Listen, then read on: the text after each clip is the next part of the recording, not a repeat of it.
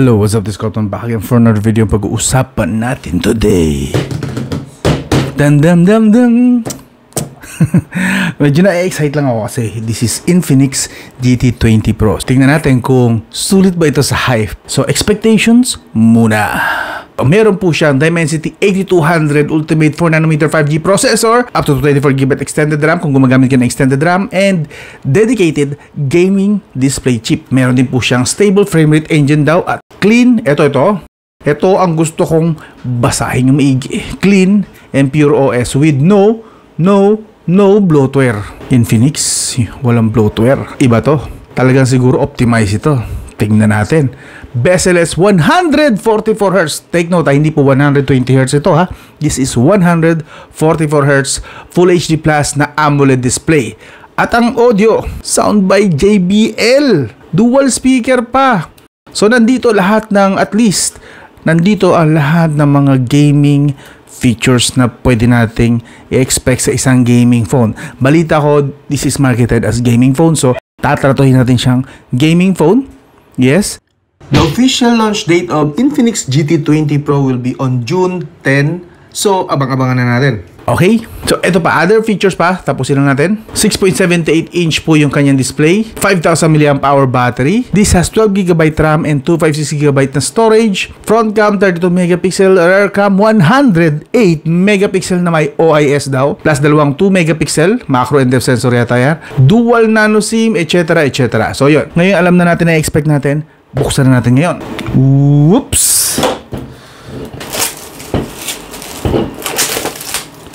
Ano nga? Pansinin ko lang ha, official gaming phone of MPL. So, pang mga professional gamers ito ng Mobile Legends, I believe. Yeah! Promising. Hindi ko malaman kung saan ang bukasan. Ito lang pala. Yun. Parang logo yan ng Mobile Legends ha? Tama ba ako? Ay, ang kulit, ang cute. Okay. Okay, astig. First ko makita ng ganitong style ng unboxing, but yeah, why not? Solid. Ang cute niya, Infinix. Ito talaga yung box. Oh my God. Nanamnamin ko lang mga boss ha. Wait lang. Kasi hindi ko na pwedeng ulitin ito once na tapos na to unboxing na to. So, oh my God. Para akong bata ngayon na first time magkaroon ng ganitong laruan. Outplay the rest. At ito na nga yung phone. Yun no. Tabi lang natin ng konti. Isa-isa na natin yung mga kasama niya sa box para hindi na natin balikan mamaya. Ulala. 45 watts fast charger. So not bad. I believe sweet spot yan. Like I always said, 30 to 60 watts ang sweet spot talaga ng fast charging para sa akin. Hindi ganun ka-stress ang battery at hindi rin ganun kabagal ang charging. So 45 watts, pasok. Ang kasama, okay. Cable lang naman ito. Type-C to Type-A at kakaiba po yung kanya, hindi po direct yung sa Type-C niya, nakaliko. So basically, nakatagilid ang wire nito, hindi masyado naka-osle. Hindi siya yung bubuntot dito. Pagilid na agad. So looking good from here. So ito po ang kasama sa box. Yun! So meron tayong astig na plastic case. Actually, hard case din naman siya. And may butas dito. I believe dito yung nakatapat dapat yung pailaw niya. Pero mamaya papakita ko sa inyo yan. Let's see. Start na tayo. So buksan na natin para makita na sinasabing gaming phone ni Infinix. Yun no? Oh my God. Oh yes. Mukha talaga siyang gaming phone. Dito pala sa itsura na to, no? So konting tour muna tayo para manamnam natin ang bawat detalye ng unit na to. So as you can see, meron tayo ditong camera module na may nakasulat na OIS 108 megapixel. Kita naman siguro dyan sa camera. Tapos supposedly meron tayong triple camera. I believe yung isa lang dito ang pinaka main natin, 108 megapixel. Itong this one, itong may malaking lente na to. And I believe ito po yung pang flash for LEDs yan. Tapos mga design lang. Infinix GT. Yan, nakasulat dito. Ang gara, no? Ang angas. And kung di ako nagkakamali, ito ay sandwich type lang. Nasa loob yung talagang design. And meron lang tayo dito parang tempered yata na ipinatong. Sandwich type yung pagkakalagay nung case. Yun ang tingin ko kasi ito yung na-observe ko ngayon. Sa taas, meron tayong, ulala. Meron tayong dedicated speaker, sound by JBL, infrared, and noise cancelling microphone. Dito sa kaliwa, wala pong nakalagay. In fairness, may konting kabigatan siya, bagya. Dito sa baba is SIM tray slot, microphone, USB Type-C 2.0, and the dedicated speaker grill. Silipin na rin natin kung ito ba ay expandable or hindi. Hopefully. So, hindi po siya expandable. This supports only 2 SIM card, no micro SD card slot. Lagyan na natin ng SIM card para sure ball na. And then dito sa kanan, meron tayong power button and volume rocker. Ang cute, may konting detail lang doon. Papakita ko sa inyo. Blue line. Yan. Pero I believe hindi dito yung kanyang fingerprint. Under display fingerprint din to kung di ako nagkakamali. So buksan na natin. Let's do this. Vibration. May kalakasan. Pwede? Okay. Supported niya agad ang 5 GHz Wi-Fi ko. Continue. Pansinin ko lang, no? Kita niyo naman yung display, symmetrical. Paikot, no? Tama bang nakikita ko? Symmetrical nga siya. At maliit lang yung kanyang punch hole. By the way, ito ay 32 megapixel po na selfie camera. And pansinin din natin, meron doon. Okay na, may 5G na. Didetect nyo yung 5G rito. NFC meron din. Setup ko lang saglit. Okay, so habang naghihintay tayo, nag-i-install na tayo ng mga games na itetest natin. Hinanap ko lang yung pinaka-settings nito. Ang angas, di ba? Yes, actually marami po siyang settings or pwede mong laro-laruin yung isa niya. Punta ka lang dito sa loob ng settings, hanapin nyo lang po yung kanyang Mecha Loop. Ayan, Mecha Loop lighting. So pasok ka po dyan and of course turn on mo lang to, and meron siya mga conditions if you want na gusto mo iilo lang siya pag may incoming calls, notifications, charging or music. But if you want na lagi siyang naka-on, ite-turn on mo tong party mode. So by default naka-off po yan, so in-on ko na lang. And then GT Game Boot, startup, yan. So ngayon na sinet ko na siya na lagi siya naka-on, and then pwede po tayong pumili like Breathe, yan yung kanina yata kung yung nagkamali. Then Meteor, mas trip ko to kasi umiikot siya. And then the Rhythm, may ganyan. And then Gradient. Ito pala yung by default pala na makikita nyo kapag bagong yung unang setup. So I prefer ito, mas trip ko to yung ganito. And as you can see, yun. So ito naman yung what do you call this? Rhythm. Yan, hindi ko masyadong type yan. Breathe. So ito pinaka-trip ko lang. Akin lang to. Siyempre, pag smartphone nyo, iba yung trip nyo. Yun, pwede din kayong pumili ng kulay if you want. You can choose this. Kung white lang, pwede naman. Yeah. I prefer this one, I think. Alright. Now, gusto ko lang din makita saglit habang total nag-i-install pa naman ng games. Gusto ko lang makita yung itsura niya habang may case. Okay. It's not bad. So, parang medyo bitin lang ako ng konti sa ilaw para mas gusto ko mas marami. But, masyado na yata malakas sa battery din yun kung yun nga mangyayari. But, looking at this, pwede na. Actually, mas trip ko na may case siya. No? Not to mention na siyempre for protection niya. Pero, para mas maangas lang ang dating niya sa akin with this case. And siyempre, peace of mind din. Hindi siya agad magagasgas kung may case. Para sa akin, mas maganda lang may case, and buti naman, kita sa case mismo yung pinakakanyang lighting effect na yan. Good job. Anyway, continue tayo. Hindi ko na okay lang ba? Hindi ko natanggalin muna yung case para mas trip ko lang na ganyan siya. So, continue tayo. Kita nyo naman, mabilis yung fingerprint. Doon po sa claim niya na wala po siyang bloatware, ito po actually, meron namang konti. Hindi siya talaga zero bloatware. Meron konti. Like, Carl Care, tapos yung mga Google na.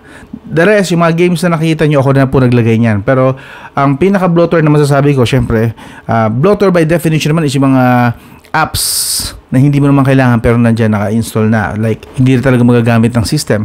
Like this one, Google yan. So basically, lahat ng mga Googles na nandito na hindi nyo kailangan, yun naman pwede nating tawaging bloatware. Pero sa sinabi niya na no bloatware, almost lang. Meron mga 1 hanggang 5 bloatware, which is yun, mostly Google naman yung bloatware na yun. So, masasabi ko, okay, at least yung mga natirang bloatware na yun is pwede na nating i-uninstall, like Google TV. Yeah, see, may uninstall button naman. Like Google mismo na app. Yan, may disable o at least may disable.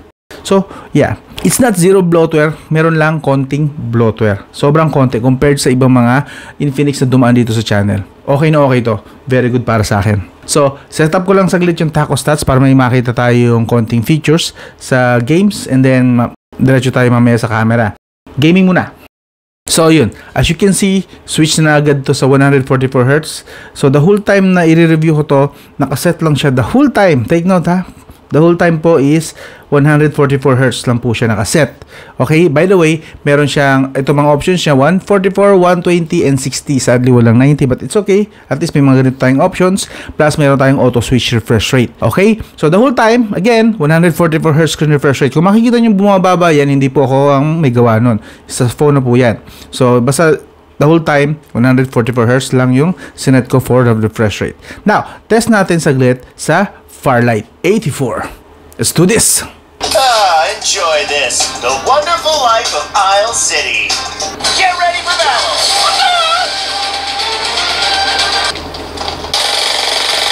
Open fire! Haha! Eat this!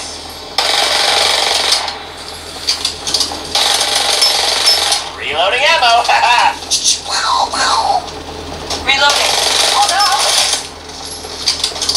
I need some SF. Your skills are mediocre. Time to say goodbye.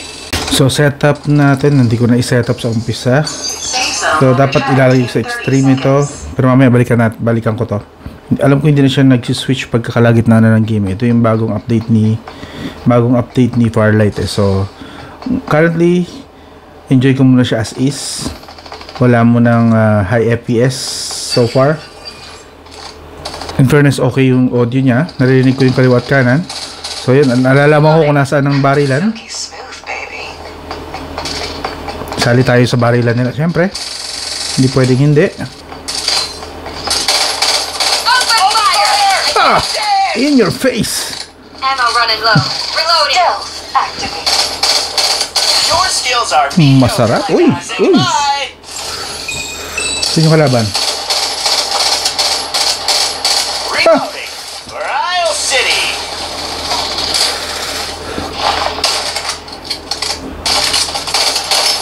Restoring shield. In your face! Sarap maglaro pag ganitong There's a shield. namamaril. Level 2. It's the rush, sweetheart. Restoring shield. Ay, ilag ka pa. Ilag ka. Iyan oh. So smooth. So far, smooth na smooth. Masarap. A nice little ace package from Duckside. Reloading. Ah! In your face! Saan ka pupunta, iho?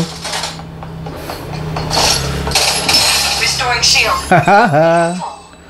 I love this. Sarap maglaro dito, guys. Yes!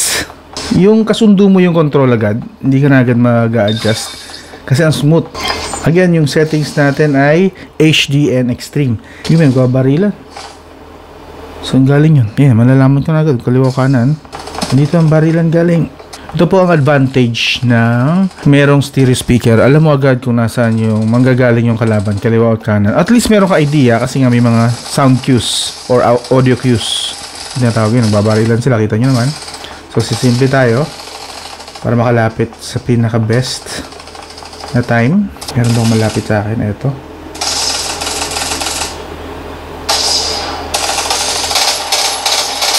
You ran right into my line of fire.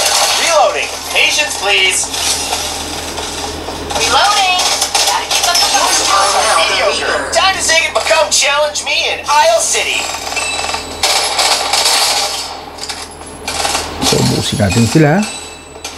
Meron pa yata.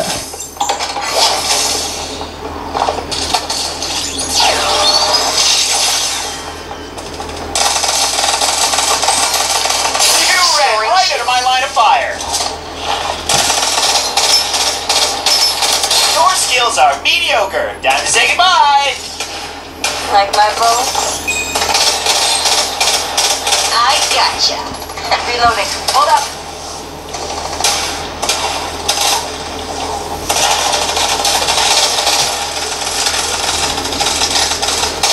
Correct hit.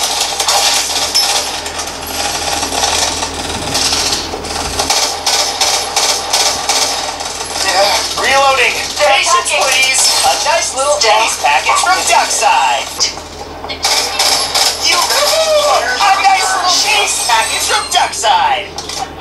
So, wait, check pala natin yung temperature. Huh, 36. Oh, may kalaban yata. 36. Ah, meron nga.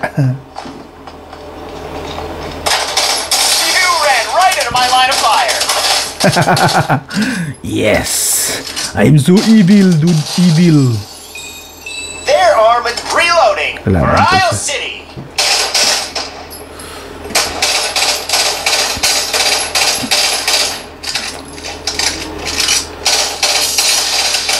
You're dead. A nice little ace Wow. package from Duckside. Definitely dead. So, kung mapapansin nyo, 36 degrees Celsius lang kanina yung... Yep, 36 kasi nga, hindi natin na-set pa talaga siya sa extreme. So, We will set it after talaga ng A video na nice to. little ace package from Duck Skip na natin to para mas marami. Ang sarap! Ilang kills? 20 kills. Ang sarap maglaro po rito. Smooth, walang frame drop so far. And galing pa ito sa unboxing ha, na part. Galing siya sa unboxing. So, so ito na nga. Ginawa ko from HD. Default po niya is HD. Binaba natin sa balance and then extreme. And hoping na makakuha tayo na more than 60 FPS na frame rate.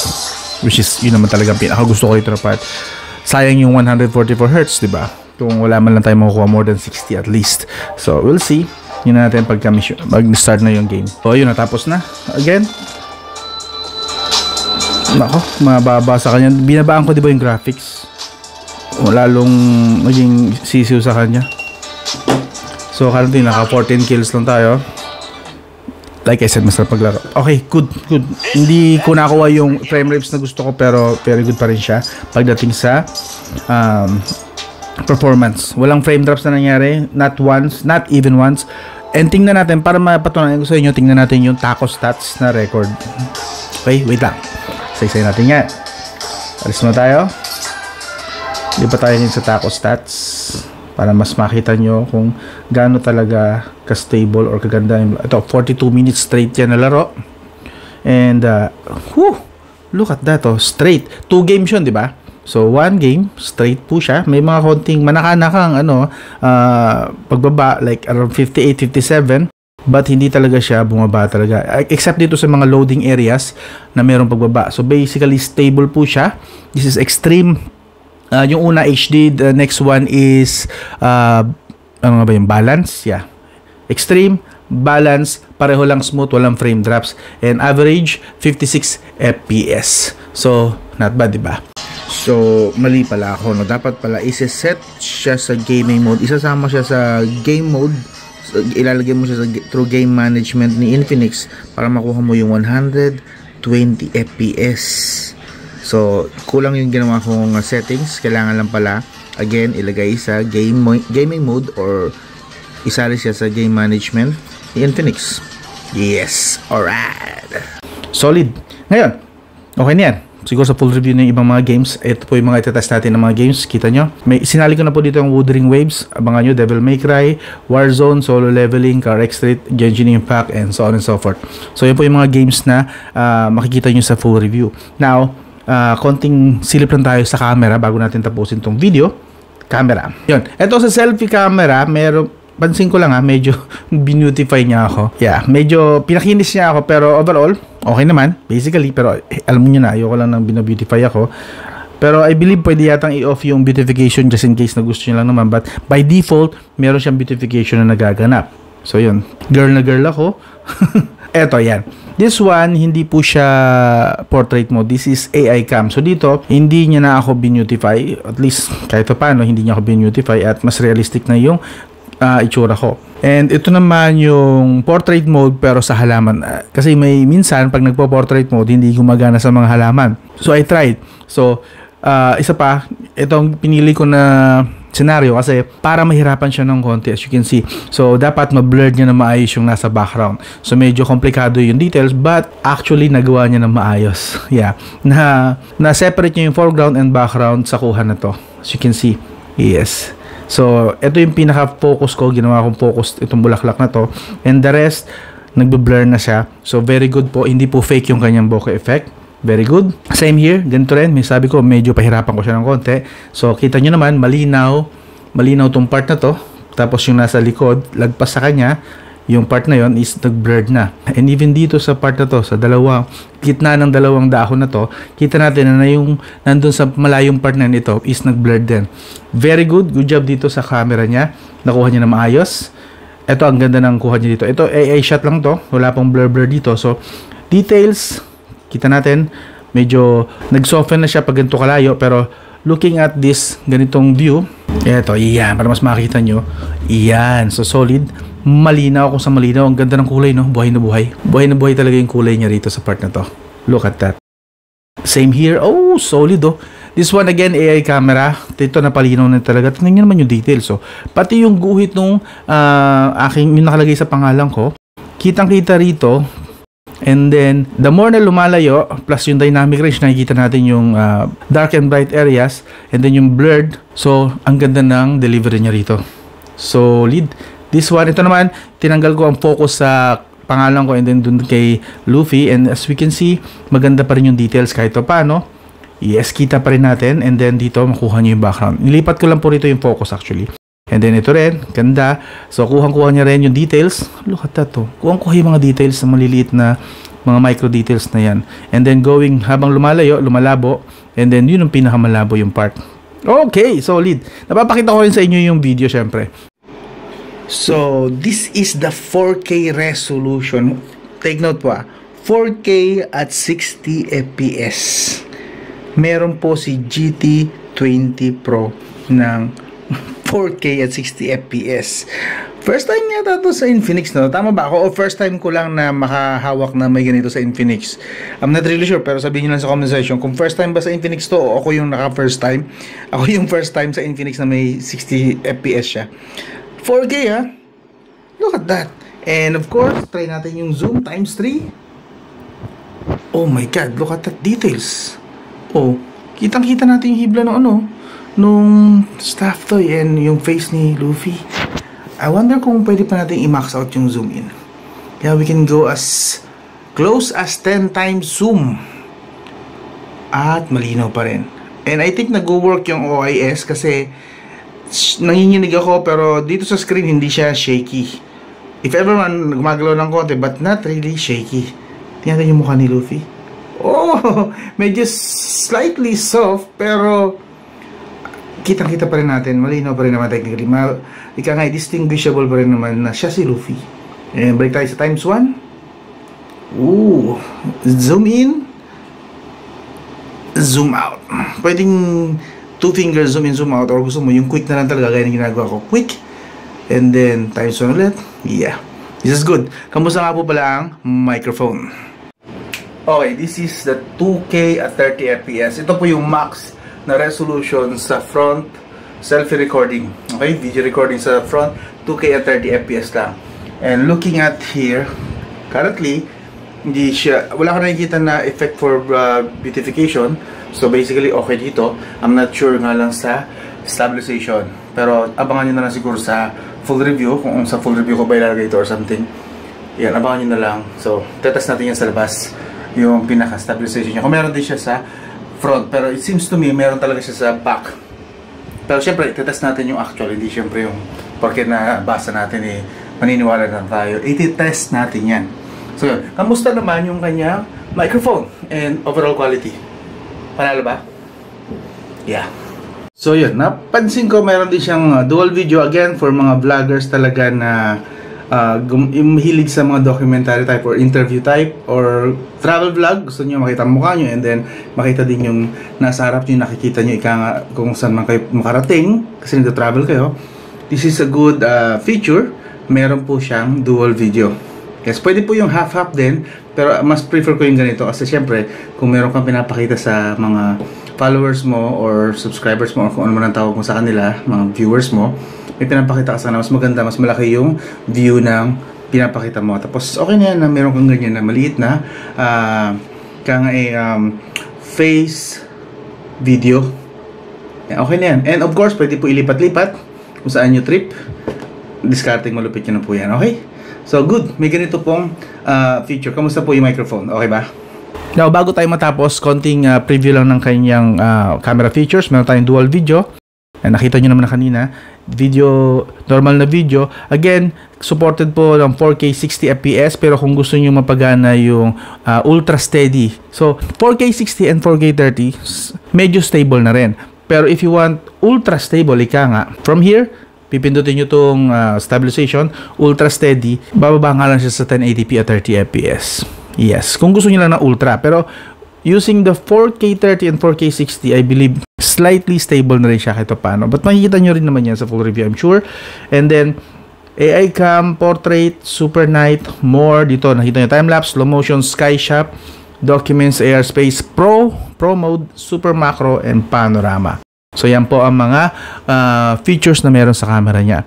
So, para sa akin, currently, Impressed pa rin naman ako sa kanya overall kasi napakaganda po na binigay niyang performance. Initial impression pa lang po ito para sa akin. Solid, maganda, and Dimensity 8200 gamit na gamit sa kanya. Wow. So excited ako na isa lang ito sa mas matitindi pang stress test like yung gaming, Antutu score, and so on and so forth. Lahat po ng involved sa detalyadong review makikita nyo, mapapanood nyo soon. So abangan nyo. Kung gusto nyo mapanood, please consider subscribing, liking, and sharing. Try kong tapusin na yung detalyadong review as soon as possible. So yan, hanggang doon lang. This is Scottman and this is Infinix GT20 Pro. I'll talk to you again soon.